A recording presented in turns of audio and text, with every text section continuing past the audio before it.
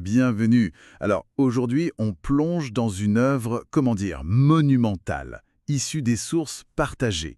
Sirat al-Nabi, c'est une référence incontournable sur la vie et l'enseignement du prophète Mohammed, paix et bénédiction sur lui.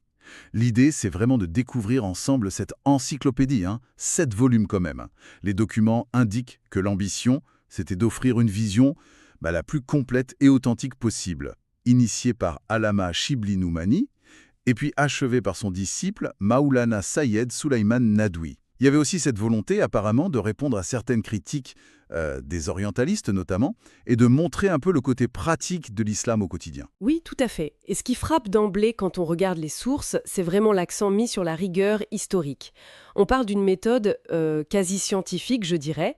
Elle s'appuie sur des sources primaires, le Coran, bien sûr, les recueils de hadiths considérés comme les plus authentiques, les fameux Siha et Musnads, mais aussi les magazis, ces récits de campagnes militaires par des gens comme Ibn Ishaq, Waqidi, et puis les chroniques, Tabari, Ibn Sa'd, les Dalaël sur les miracles, les Chamaël sur les caractéristiques personnelles. C'est une base documentaire assez énorme. Mhm. Et pour assurer la fiabilité de tout ça, il y a cette science spécifique, l'asmao rijal, la critique des narrateurs. Chaque personne qui a transmis une info est évaluée. C'est très poussé. Ah oui, cette fameuse critique des transmetteurs. Exactement. Et d'ailleurs, les sources mettent ça en perspective. C'est intéressant. Elles soulignent le contraste avec ce qu'on sait d'autres grandes figures comme Bouddha, Zoroastre, Moïse ou même Jésus, où l'information serait plus limitée ou fragmentaire. Donc là, on aurait une quantité de détails vérifiés potentiellement bien plus importante. Ça ouvre la porte à une compréhension historique et humaine, disons, d'une profondeur peut-être inégalée pour l'époque. C'est un point clé sur la méthode, oui. Et alors concrètement, dans les volumes, comment ça se décline?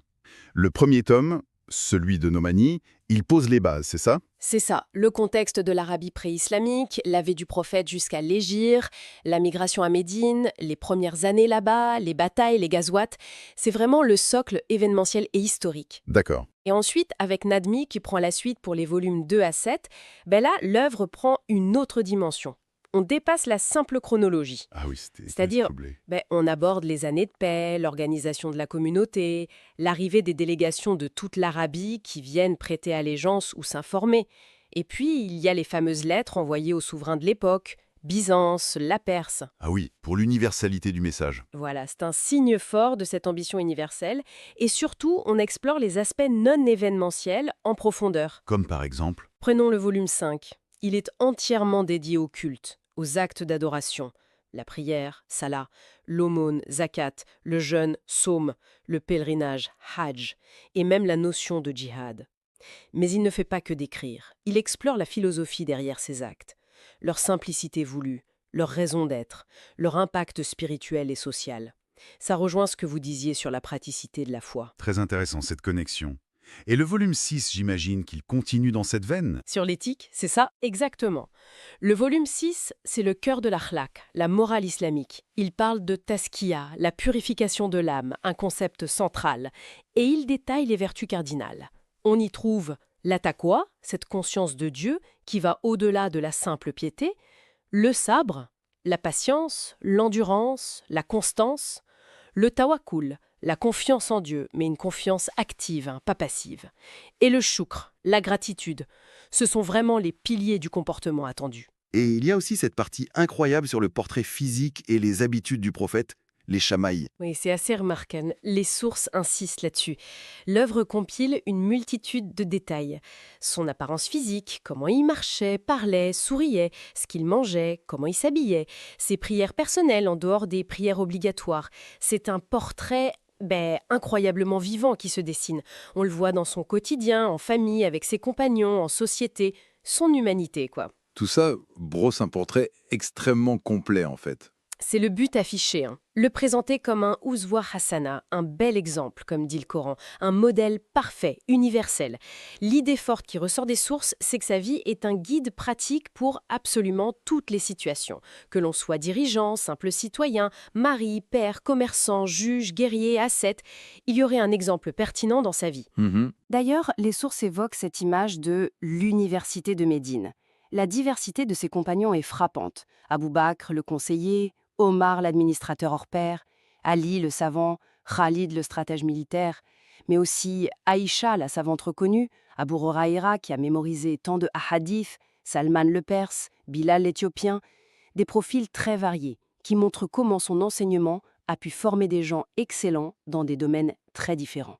Ça illustre bien cet impact universel. C'est une belle image, ouais. Et tout ça renvoie à ce verset clé du Coran, 3.31, dit « Si vous aimez vraiment Allah, alors suivez-moi, Allah vous aimera ».